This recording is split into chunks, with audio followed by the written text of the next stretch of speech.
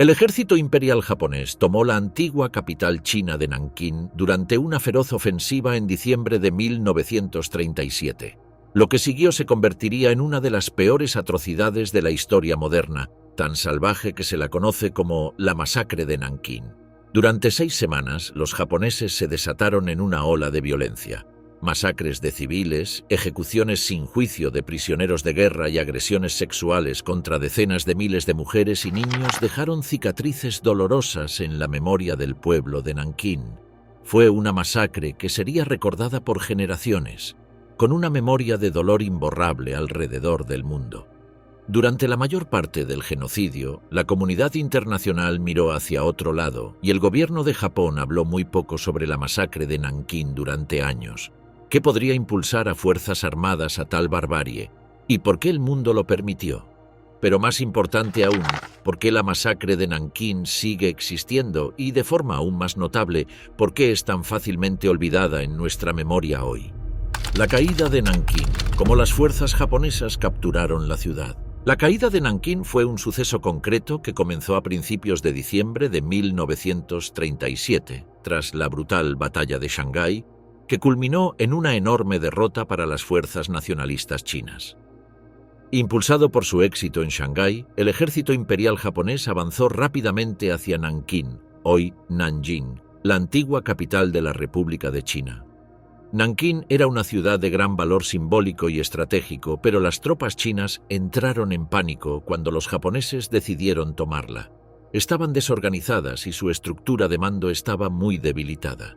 Chiang Kai-shek, el generalísimo, comandante de las fuerzas militares, navales y aéreas, y dictador del gobierno del Kuomintang en China, ya había evacuado Nankín para establecer un parlamento títere en Chongqing.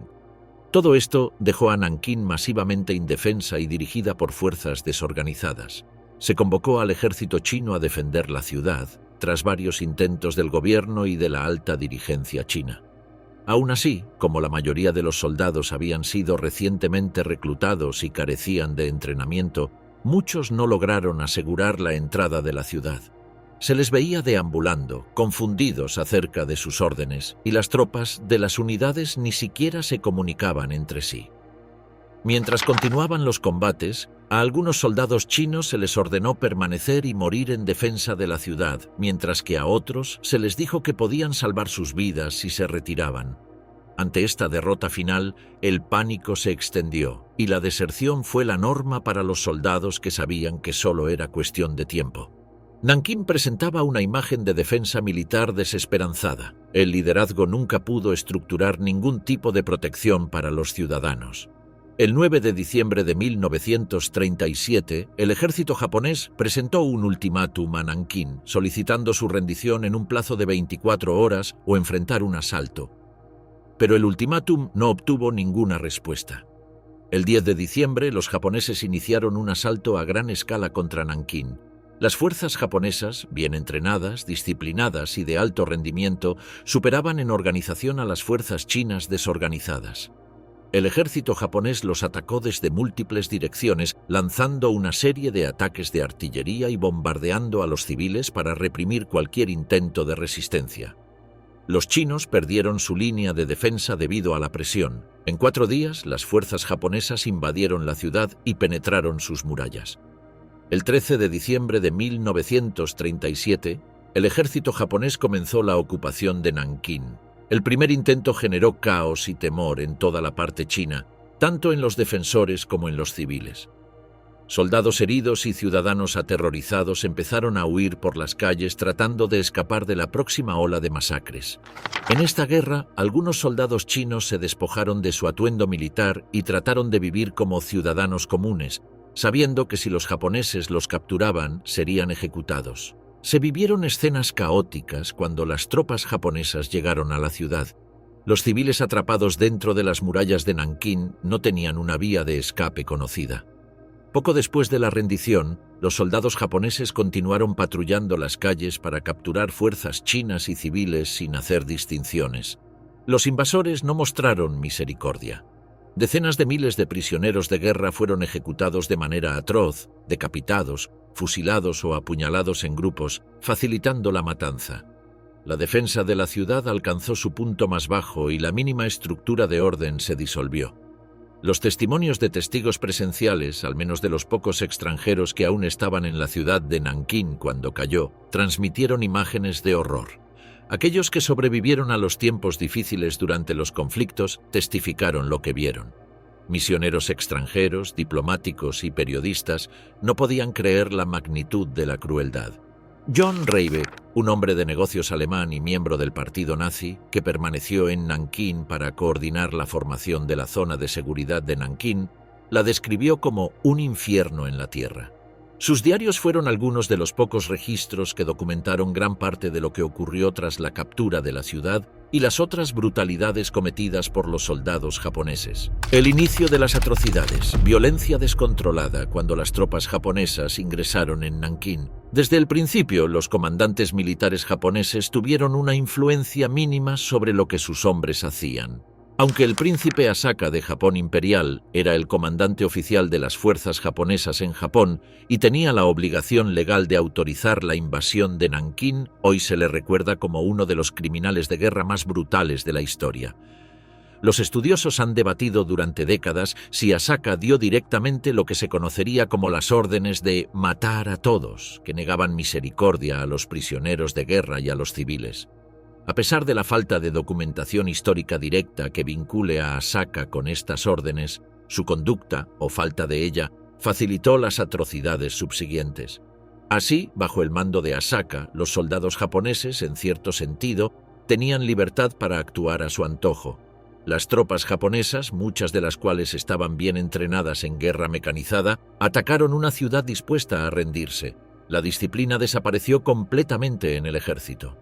Esta enorme victoria aumentó la moral del personal militar japonés y, como había poca supervisión o responsabilidad por sus acciones de parte de su propio gobierno, siguieron sus vicios sin restricciones.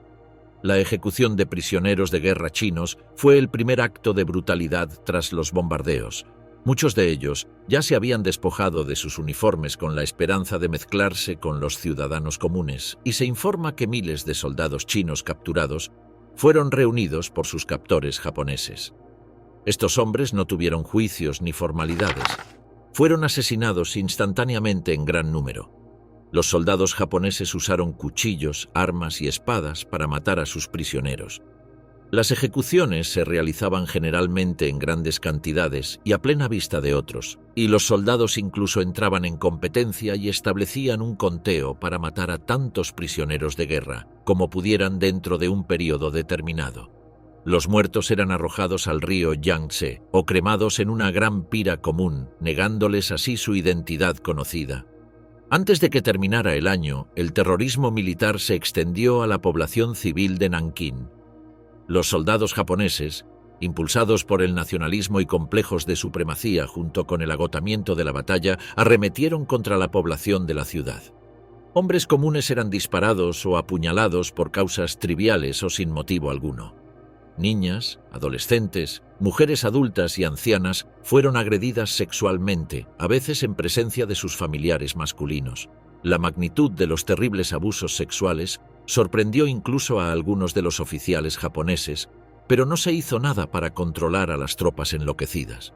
Muchos soldados incluso veían la violación como un derecho de las Fuerzas Armadas y no había repercusiones de parte de los comandantes. Estos generales y comandantes, entre los que se encontraba el príncipe Asaka, promovían estas órdenes de matar a todos que incrementaron la brutalidad. Para los japoneses no existían procedimientos estrictos sobre cómo tratar con los prisioneros de guerra o civiles, y así regresaron a las peores barbaries. Cualquiera que no se conformara era asesinado, mientras que cualquiera que cumpliera también corría peligro de morir en el proceso. Comenzaron a incendiar, saquear y devastar. La disciplina desapareció, convirtiendo la ciudad en un lugar temible. Los comandantes japoneses tampoco pueden quedar impunes ante esta violencia.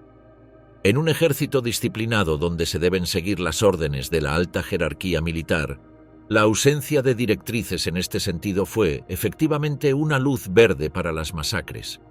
Algunos de los oficiales pudieron haberse sentido incómodos con la brutalidad, pero nadie intentó controlar a las tropas.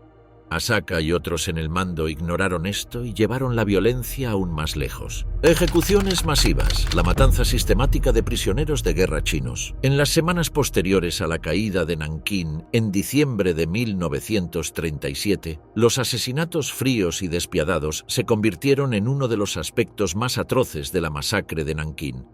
Decenas de miles de prisioneros de guerra chinos fueron asesinados. Después de esto, los soldados japoneses ignoraron a los defensores chinos restantes, débiles y desorganizados, y se concentraron en los soldados chinos recién capturados. En lugar de detener a estos prisioneros conforme a las leyes internacionales, el ejército imperial japonés tenía una misión: matar en masa a los prisioneros de guerra indefensos de la manera más atroz posible. Cuando las tropas japonesas llegaron a Nankín, reunieron a decenas de miles de soldados chinos, muchos de los cuales ya habían abandonado sus uniformes para disfrazarse como civiles. En lugar de detener a estos prisioneros, el alto mando japonés los consideraba una carga y una amenaza. No había un método eficaz para manejar tal cantidad de cautivos, y el resentimiento por las pérdidas en la batalla de Shanghái impulsó a los oficiales japoneses a llevar a cabo una masacre de prisioneros de guerra. Las ejecuciones comenzaron de manera eficiente. Los prisioneros de guerra chinos fueron trasladados sistemáticamente por toda la ciudad, confinados en varios lugares temporales de detención antes de ser llevados a los sitios de ejecución. Estos lugares iban desde el río Yangtze, donde los prisioneros eran fusilados en la cabeza o apuñalados y luego arrojados al agua, hasta el campo de Nankín, donde se cavaban trincheras improvisadas para enterrarlos. Quizás uno de los aspectos más espeluznantes de estas ejecuciones fue cómo se llevaron a cabo. Las decapitaciones se convirtieron en el método preferido. Algunos soldados usaban katanas para decapitar a los prisioneros, y la rivalidad entre ellos incluso llevó a convertir estos actos en una especie de competencia. Algunos soldados desafiaban a sus compañeros a ver quién lograba más ejecuciones brutales de prisioneros de guerra en un período determinado. Una de estas competencias, que tuvo lugar entre dos oficiales y que luego se describió en detalle en periódicos japoneses, consistía en que ambos oficiales acordaron decapitar a 100 hombres cada uno. Como se ha mencionado, estas competencias se realizaban sin el menor sentimiento, pues la vida de los prisioneros de guerra era reducida a simples abstracciones, meras piezas en un juego mortal. Otra característica de estas ejecuciones masivas fue el uso de bayonetas contra las víctimas. A los prisioneros de guerra se los colocaba en grupos, con las manos atadas, y los soldados japoneses los apuñalaban en el abdomen con sus bayonetas. Estas ejecuciones se realizaban públicamente, con soldados sonriendo o incluso tomándose fotos mientras mataban a los oponentes. La intención no solo era matar a los prisioneros de guerra, sino también aterrorizar a la población, demostrando el poder del ejército japonés. Estas acciones de exterminio se intensificaron hasta alcanzar operaciones de mayor escala, donde miles de prisioneros de guerra eran sacados de la ciudad, atados en grupos con cuerdas y fusilados. Probablemente la masacre más grande en la historia tuvo lugar en la montaña Mufu, donde hasta 57.000 prisioneros de guerra fueron ejecutados.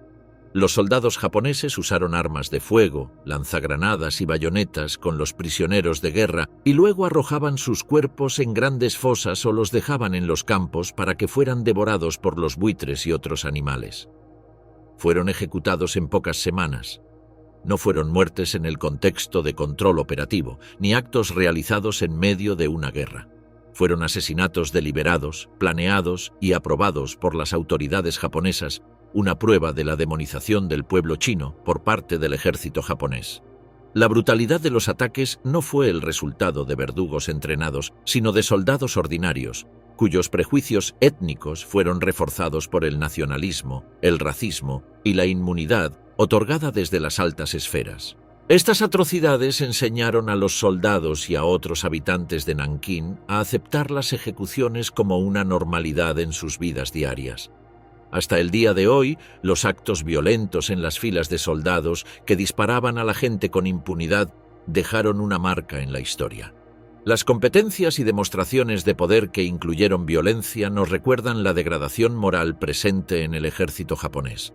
Las ejecuciones masivas de prisioneros de guerra chinos y otros individuos fueron violaciones graves de las leyes tradicionales de guerra. algo que los juicios de posguerra en el Tribunal de Crímenes de Guerra de Tokio reconocieron. Sin embargo, las víctimas nunca recibieron compensación. La justicia llegó mucho después de lo que debería haber llegado.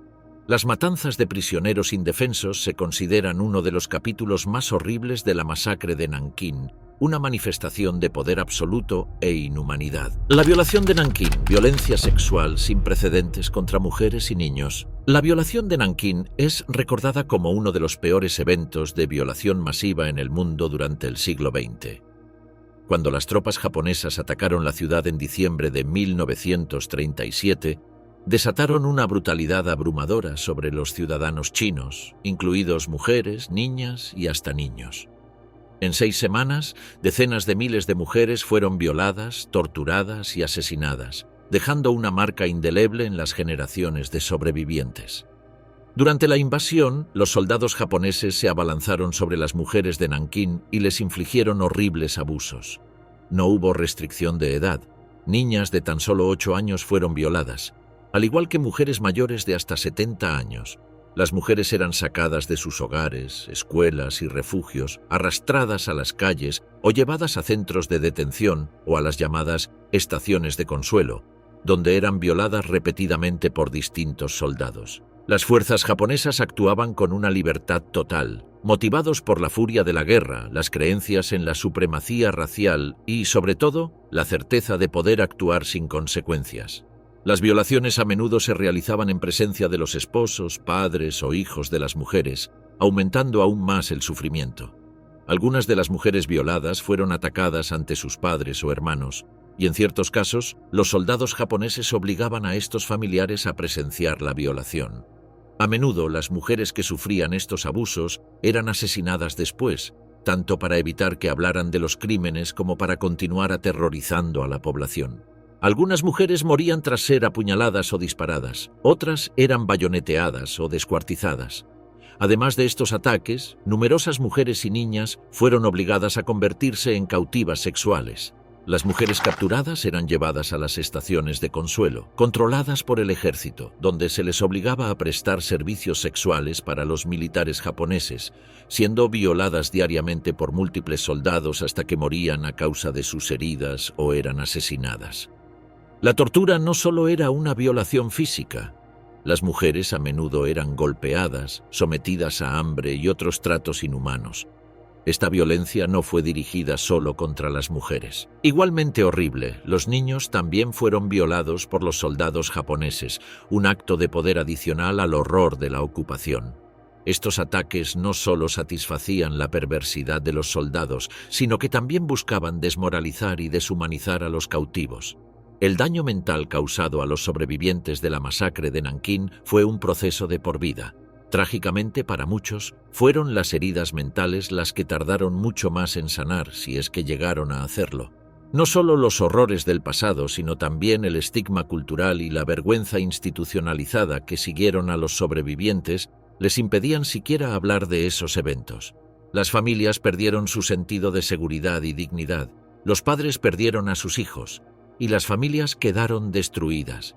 Esta violencia no solo afectó a las personas en el momento, sino que familias y generaciones posteriores continuaron lidiando con las secuelas de esta violencia. El rol de los extranjeros, creación de la zona de seguridad de Nankín en medio del caos. Durante la masacre de Nankín, algunas almas valientes intentaron salvar a los ciudadanos chinos de ser asesinados por el ejército japonés. La zona de seguridad de Nankín, creada en diciembre de 1937, se convirtió en el refugio de más de 200.000 personas, formando una frágil barrera contra las salvajadas que se sucedían fuera de la zona.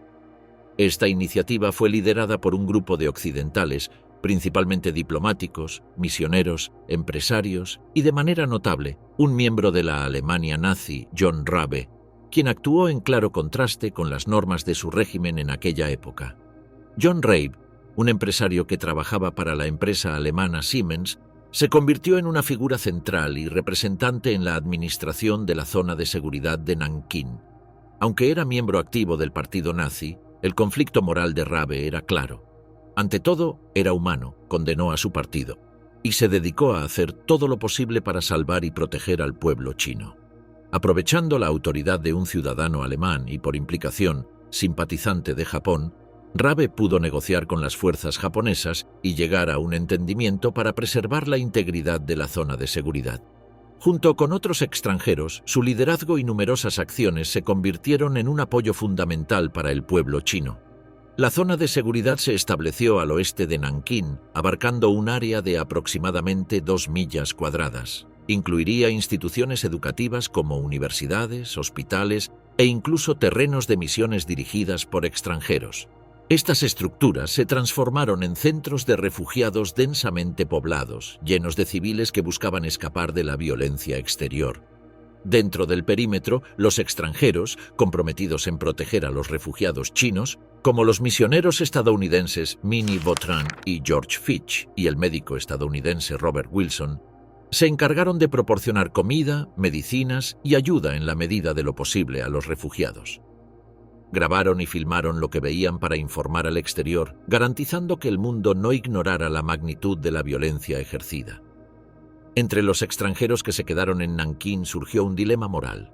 Eran testigos de actos brutales y, en algunos casos, espectadores impotentes de estos actos. Incluso la zona de seguridad no siempre fue capaz de brindar protección absoluta. Soldados japoneses penetraron en la zona y secuestraron a mujeres para agredirlas sexualmente o mataron a hombres chinos sospechosos de ser soldados.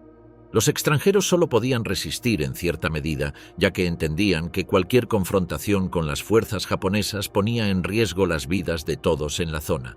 Sin embargo, esta lógica era comprensible, ya que los extranjeros tenían el objetivo moral de salvar a la mayor cantidad de personas posible. Los horrores de estos eventos se documentan en los diarios de John Rabe. En una entrada, expresó su profunda desesperación al escribir: «Parece que no hay fin para la brutalidad de los soldados japoneses». Esta emoción refleja el conflicto interno que muchos extranjeros enfrentaron. Por un lado, no podían abandonar la diplomacia con los japoneses, pero por otro, ansiaban hacer más para salvar vidas. Aunque no pudieron evitar la brutalidad hacia personas fuera de la zona de seguridad, su intervención fue crucial para rescatar miles de vidas. Los extranjeros que arriesgaron sus vidas en Nankín demostraron una modestia y valentía que aún se valoran en el siglo XXI y sirven como recordatorio de que, en medio de un mundo hostil, el bien prevalecerá.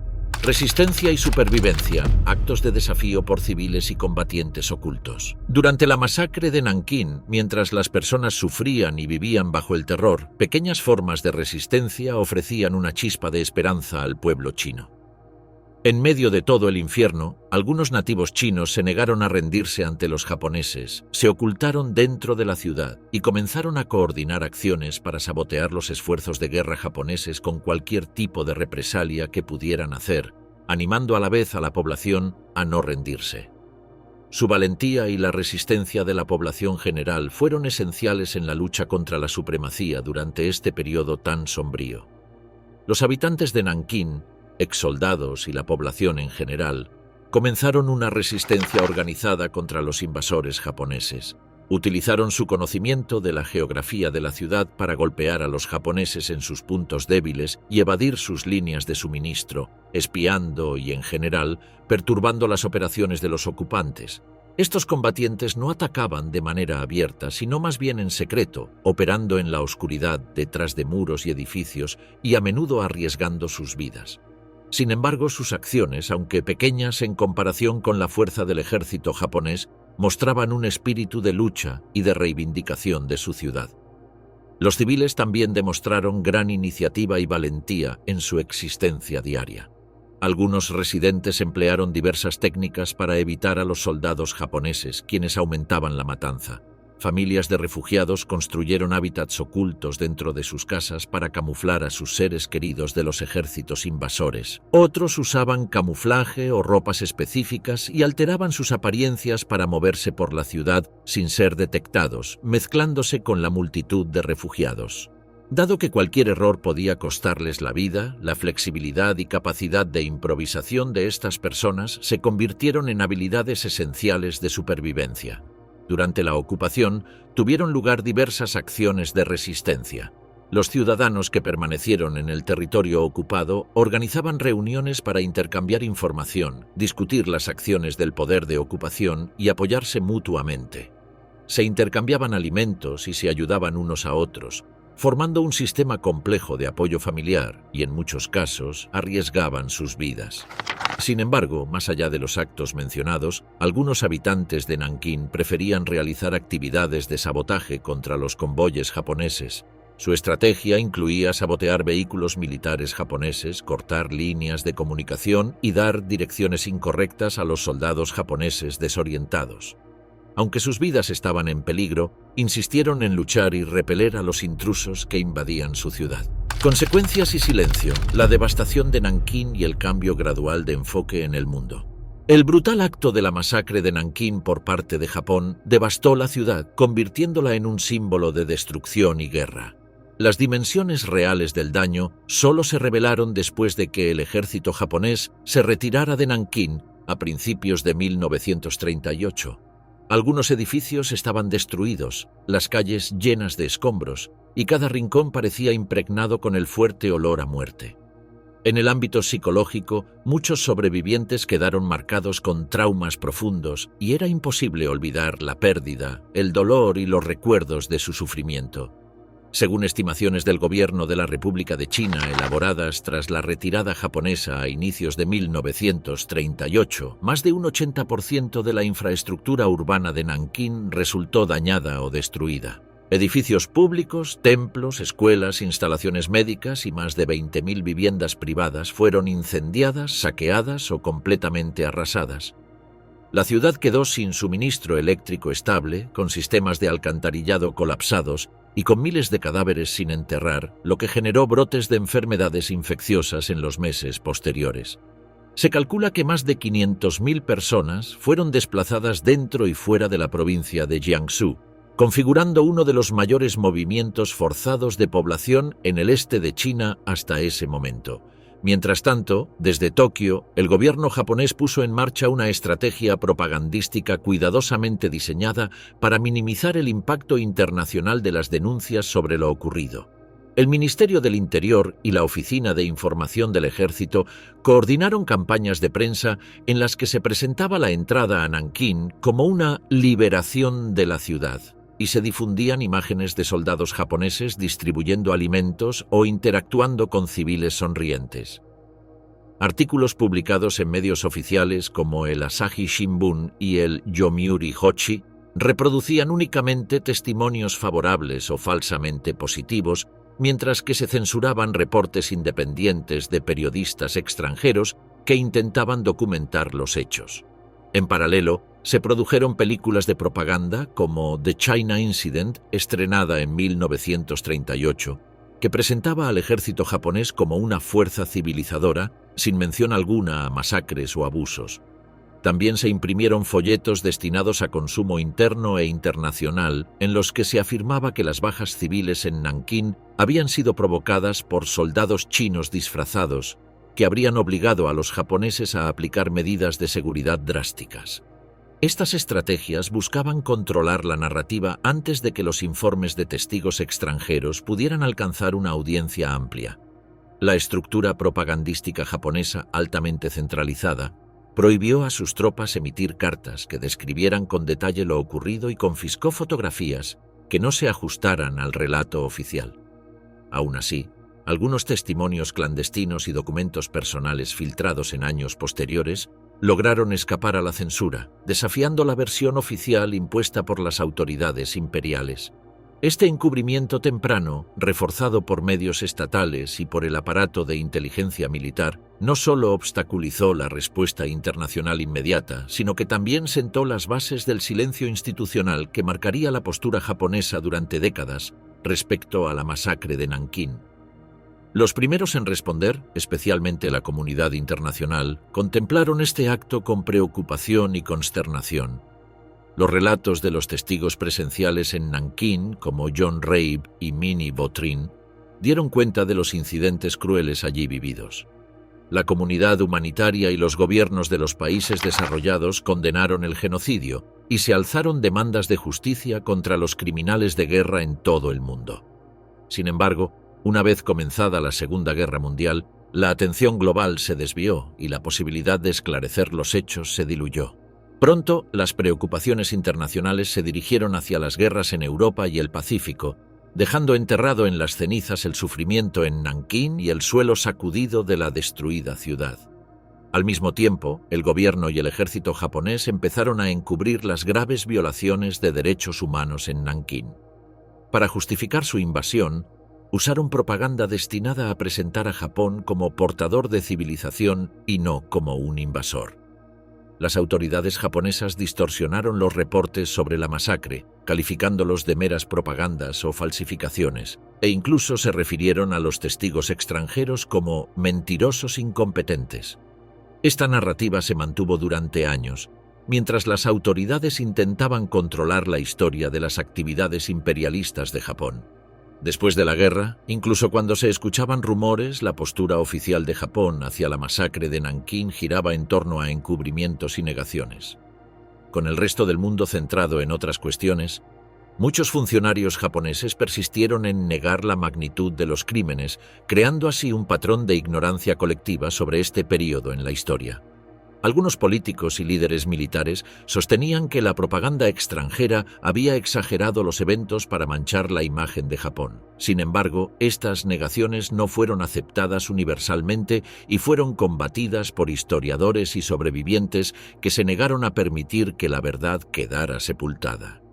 Las violaciones cometidas en Nankín impactaron primero al pueblo chino y luego resonaron a través de la historia.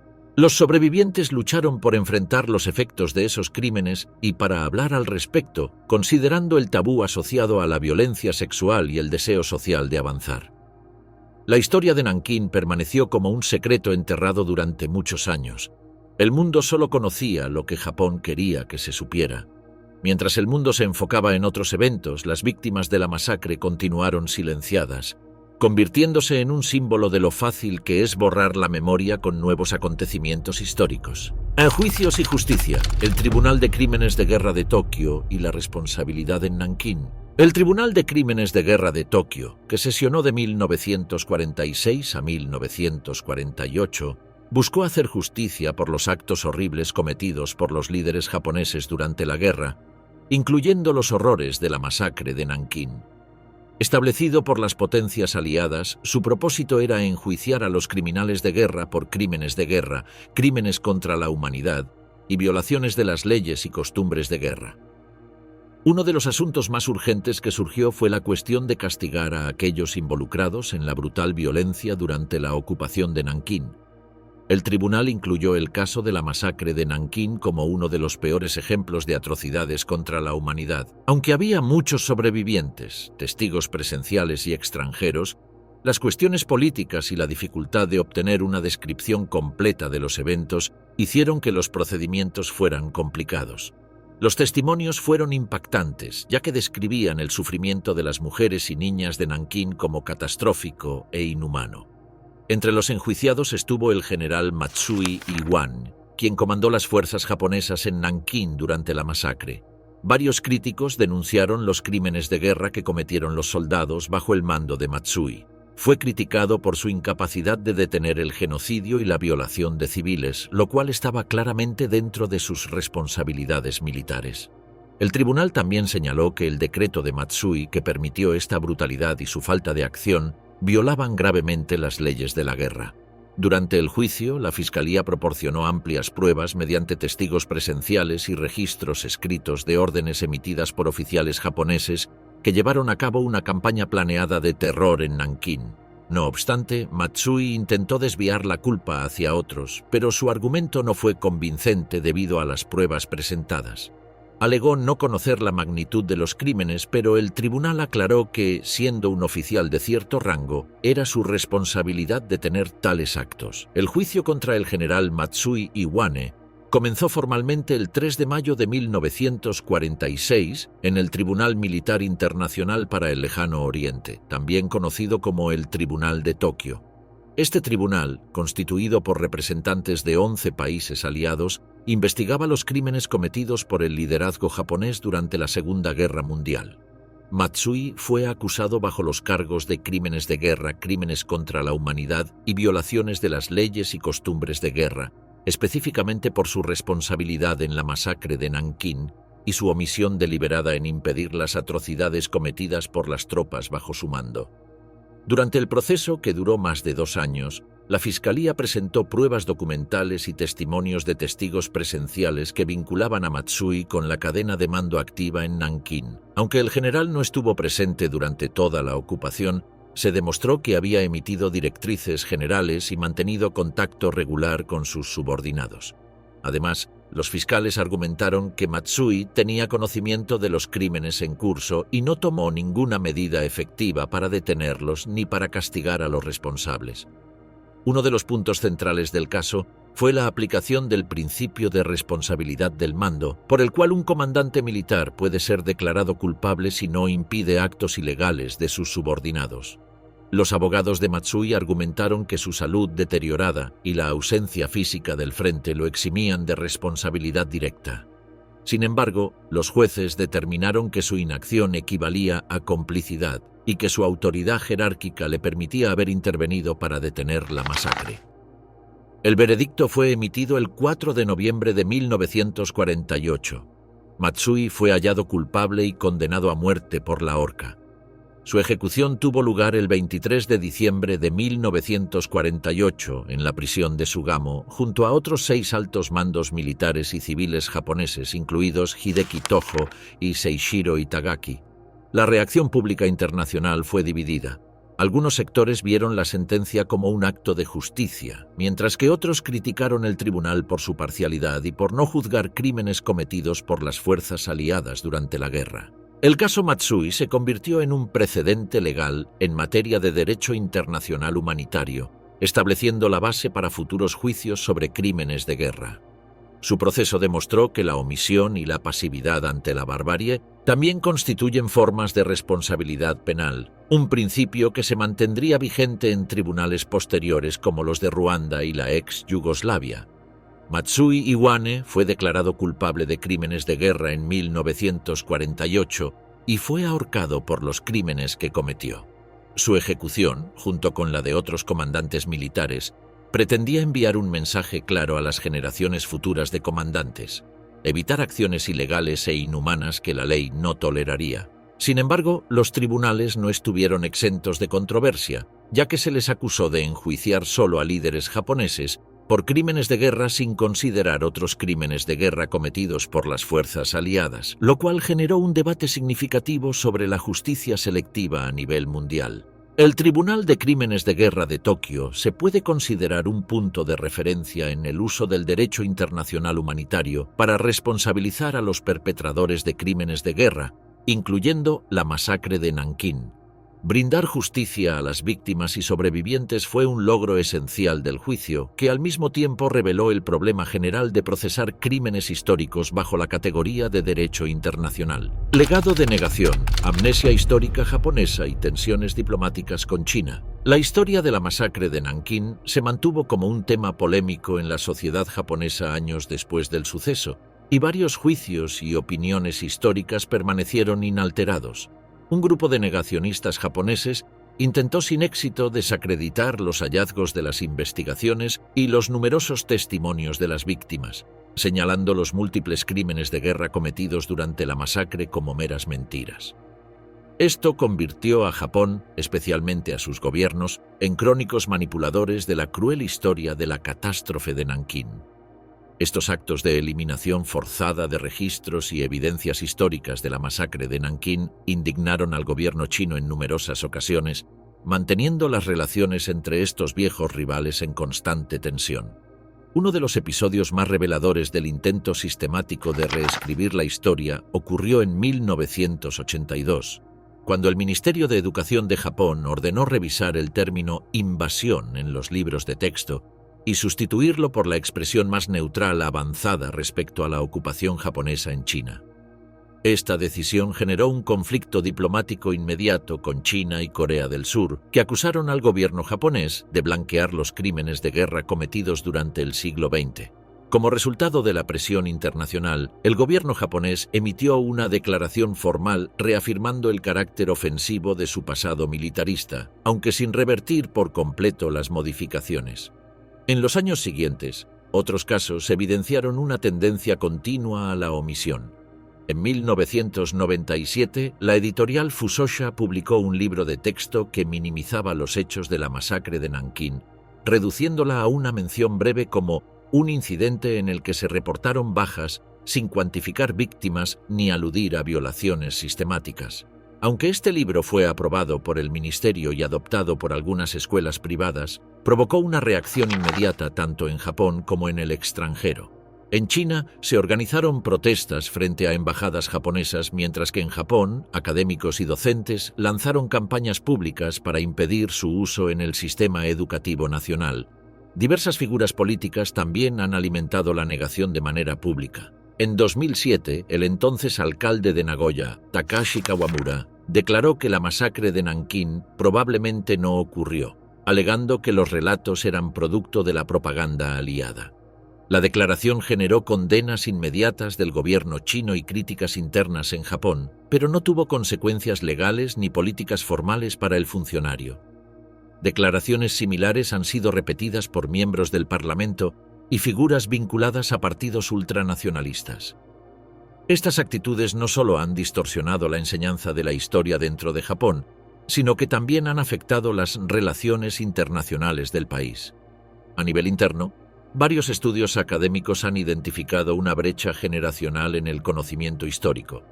Muchos estudiantes japoneses carecen de información básica sobre los crímenes cometidos durante la ocupación de China, debido al enfoque selectivo o suavizado con el que se presenta la historia moderna en el currículo oficial. La persistencia de estos intentos de revisionismo histórico ha llevado a numerosas organizaciones ciudadanas, historiadores y docentes japoneses a lanzar iniciativas paralelas de educación crítica. A través de seminarios, exposiciones independientes y redes de docentes comprometidos, buscan contrarrestar las omisiones sistemáticas en el discurso oficial. Estos esfuerzos reflejan la lucha interna entre la memoria, la identidad nacional y la presión política en torno a uno de los capítulos más oscuros de la historia del siglo XX. El elemento más objetable en esta negación fue el caso de los libros de texto de historia en Japón. En las décadas posteriores a la guerra, se revelaron numerosos casos de ignorancia o incluso negación de este evento al etiquetarlo simplemente como la invasión japonesa de China, lo cual causó indignación pública tanto en Japón como a nivel internacional. Algunos textos lo llamaron el incidente de Nankín, minimizando el número de víctimas y reduciendo el asesinato masivo al nivel de un simple conflicto. Esta narrativa selectiva generó malentendidos entre las generaciones más jóvenes, que crecieron en un mundo modelado de esta manera a través de un relato alterado de la guerra. Las consecuencias de este cambio en las narrativas históricas fueron más allá de la educación. Las quejas sobre el contenido de los libros de texto provocaron manifestaciones en Japón y en otros países de la región. Miles de chinos señalaron que algunos libros de texto japoneses representaban la masacre de Nankín de manera diferente, algo que los funcionarios chinos consideraron no solo una distorsión de la historia, sino una ofensa a todos aquellos que murieron durante la guerra.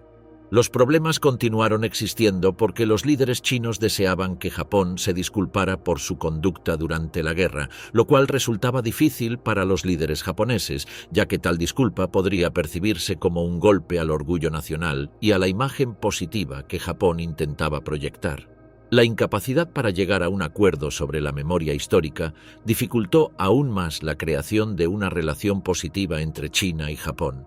Gestos como las visitas de líderes japoneses al santuario de Yasukuni, que alberga reliquias de los caídos en guerra de Japón, incluidos criminales convictos de la Segunda Guerra Mundial, empeoraron estas relaciones. Cada visita desencadenaba protestas y respuestas enérgicas de China, subrayando la necesidad urgente de resolver estos problemas centrales. Sanación y reconciliación, esfuerzos para superar la brecha entre Japón y China. A finales del siglo XX, algunos sectores de la sociedad civil japonesa se esforzaron por abordar los temas históricos de la masacre de Nankín, promoviendo el perdón de parte del pueblo chino y la reconciliación con sus contrapartes chinas. Estas medidas indicaban una comprensión de la necesidad de rendir homenaje a las víctimas de los crímenes, de pedir disculpas y de acercar a los pueblos de ambos países. Ciudadanos de Japón, como historiadores, activistas y otros, salieron en apoyo de una representación veraz de la historia. No descansaron en sus esfuerzos para lograr que sus compatriotas aceptaran lo que ocurrió durante la masacre de Nankín, mientras ciertos sectores de la sociedad seguían minimizándola como un mito o incluso negándola completamente. Discusiones ciudadanas, programas educativos y organizaciones desde la base intentaron explicar la necesidad de reconocer las injusticias del pasado y hacer intentos simbólicos y restringidos para recuperar la confianza. Quizá la forma más esencial de reparación fue una disculpa oficial por parte de Japón y sus representantes. Algunos líderes políticos japoneses, como el ex primer ministro Tomichi Murayama y otros, se disculparon oficialmente por las acciones de Japón durante la guerra y pidieron comprensión, no resentimiento ni ira. Algunos de estos gestos fueron bien recibidos en China como intentos de reparar las relaciones dañadas, mientras que otros fueron condenados como meras palabras sin acciones. Durante las décadas de 1990 y 2000, Japón promovió una serie de iniciativas orientadas a restablecer vínculos diplomáticos con China mediante programas educativos, declaraciones oficiales y proyectos de intercambio cultural.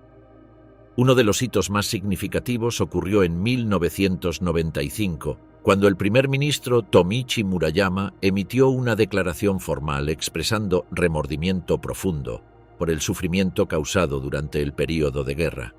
Aunque su lenguaje no hacía referencia directa a la masacre de Nankín, el gesto fue percibido por observadores internacionales como un paso importante hacia la reconciliación.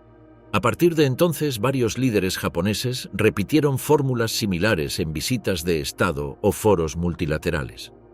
En paralelo, distintos gobiernos locales y entidades educativas en Japón impulsaron intercambios escolares con instituciones chinas, con el objetivo de fomentar una visión crítica de la historia entre las generaciones jóvenes.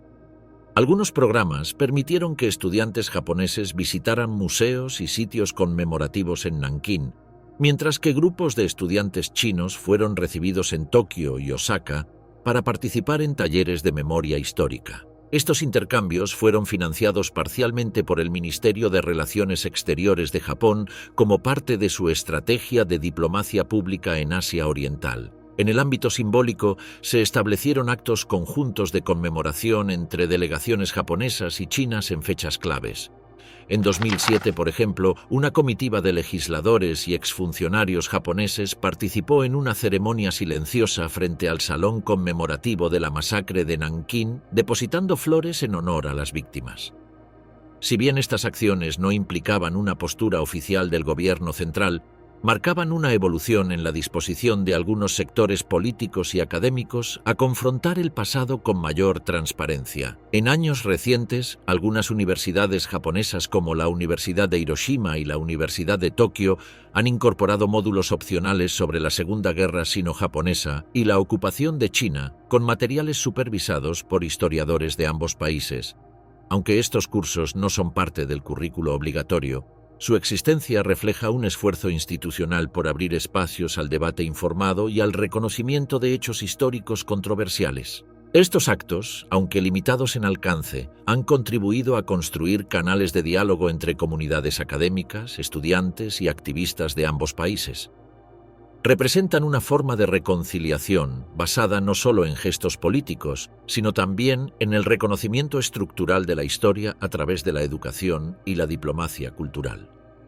Mediante eventos relacionados como conmemoraciones y la creación de memoriales, el proceso de sanación también ha sido adoptado. En Nankín se estableció en 1985 un museo llamado el Salón Conmemorativo de la Masacre de Nankín, en memoria de la tragedia ocurrida en la ciudad. Este museo se ha convertido en un espacio de memoria que muestra los terribles eventos, escritos, testimonios de sobrevivientes y otros artefactos de aquel oscuro periodo. Actualmente, el Salón Conmemorativo realiza actividades conmemorativas con frecuencia para recordar el trágico evento y rendir homenaje a las víctimas. Decenas de miles de personas visitan el sitio cada año para asistir a ceremonias anuales de conmemoración, incluyendo familiares de las víctimas, historiadores y delegaciones oficiales japonesas y chinas. Estos encuentros crean una vía para expresar ideas sobre la sanación de las heridas del pasado. Sin embargo, estos esfuerzos aún no han dado frutos completos. La política y la historia siguen jugando papeles importantes en la dificultad para avanzar, y la relación entre China y Japón permanece volátil debido a conflictos y a una historia difícil. Por otro lado, nuevas iniciativas de personas y organizaciones comprometidas con la reconciliación muestran que la mejora continua es posible. Conclusión. La masacre de Nankín es uno de los incidentes más vergonzosos y horrorosos en la historia de la humanidad, un suceso que sigue siendo extremadamente significativo y doloroso en China. Al mismo tiempo, otros países la reconocen como una brutal violación de mujeres chinas. Las historias de tortura, dolor y degradación de millones de personas son una amarga evidencia de los peores aspectos de la inhumanidad durante la guerra. Incluso hoy, más de 80 años después del invierno de 1937, el amargo recuerdo de este sangriento suceso sigue vivo en la conciencia de las personas. Durante las 6 semanas de horror ininterrumpido, alrededor de 300.000 personas, tanto militares como civiles, fueron asesinadas. Las órdenes de matar a todos adoptadas por el ejército japonés, junto con la falta de disciplina y la cultura de uso de la fuerza, no mostraron piedad hacia los civiles. La masacre de Nankín es un recordatorio para todos de que la guerra y el conflicto son terribles porque destruyen toda disciplina militar cuando los líderes no pueden controlar a sus hombres. Los terribles actos cometidos por los soldados japoneses en Nankín no pueden verse de forma aislada de otros factores, como el nacionalismo militarista y la deshumanización del enemigo, factores que aparecerían también en la Segunda Guerra Mundial. En el mundo actual, aún lleno de conflictos, el reconocimiento y la memoria de actos tan atroces son requisitos fundamentales. Los esfuerzos de los sobrevivientes, historiadores y defensores buscan mantener viva la historia y recordar las historias de quienes han sido afectados.